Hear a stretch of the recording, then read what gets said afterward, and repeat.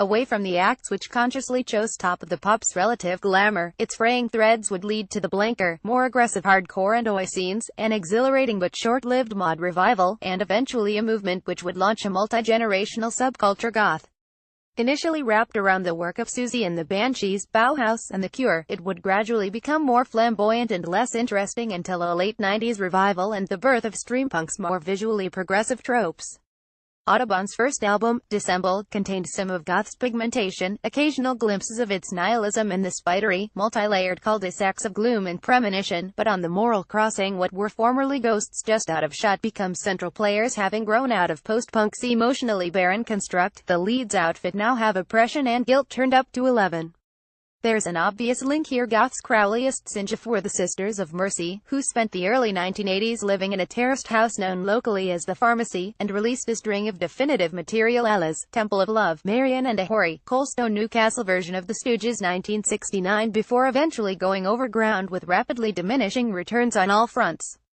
The quintet share a home with this legacy and some of its values. The Moral Crossing was produced in their own recording space in Holbæk, the city's grim post-industrial red light district, whilst singer and spokesman Craig Johnson has introduced it in character, proclaiming, "Melancholy and darkness, and dissonant, uncomfortable music resonates with us, for whatever reason. The new record is more melancholy than dissonant.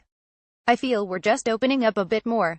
As its title suggests, The Moral Crossing is about choices and consequence. The 6 minutes plus of the title track featuring the lines, "The will of every man who dies by the sword," whilst Johnson's reverb-soaked voice is full of melodrama and sanctity, a man given up to proclamations over cascading, relentless drum fills and a bleakly epic backdrop.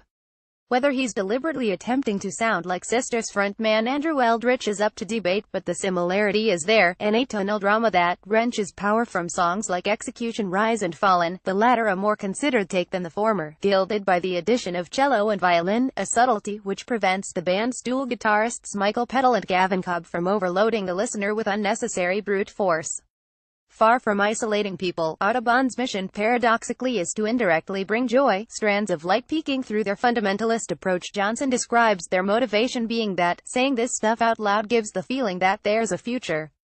These possibilities even have a track named after them, and Future is a positively dappled synth-pop respite, whilst both Lo-Hi and the brooding, redemptory creation feature a neighborhood gospel choir, cementing a philosophy which sees them embrace the gray of our existence and forces confrontation with what we would otherwise choose to ignore.